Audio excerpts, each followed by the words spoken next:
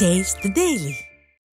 சத்துணவு திட்டத்தில் காலியாக உள்ள பணியிடங்களை நிரப்ப காலமுறை ஊதிய அடிப்படையில் பணியமர்த்த வலியுறுத்தி சத்துணவு ஊழியர்கள் சங்கத்தினர் போராட்டம் அறிவித்துள்ளனர். இது தொடர்பாக சென்னை பத்திரிகையாளர் மன்றத்தில் செய்தியாளர்களிடம் பேசிய சத்துணவு ஊழியர் சங்க தலைவர் சந்திரசேகர், சத்துணவு ஊழியர்களுக்கு காலமுறை ஊதியம், குடும்ப பாதுகாப்பு வழங்கப்படும் என தேர்தல் வாக்குறுதி அளித்து ஆட்சியை பிடித்த திமுக ஆயிரக்கணக்கான ஊழியர்களை தொகுப்பூதியத்தில் நியமித்திருப்பதாக குற்றம் சாட்டினார்.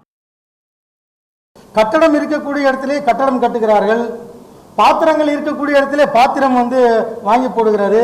அப்படி பல கோடி ரூபாய்களை தளவாட சாமான்கள் வாங்குவதற்கும் கட்டிடங்கள் கட்டுவதற்குமாக அந்த நிதியை சத்துணவு காலி பணியிடத்தை நிரப்பி சத்துணவு ஊழியர்களிடமே அந்த காலை உணவு திட்டத்தை வழங்கி இருந்தால் அரசுக்கு நிதி இழப்பு ஏற்படாமல், நிதி சுமையும் இல்லாமல் எங்களுடைய கோரிக்கையால் நிறைவேற்றப்பட்டிருக்கும்.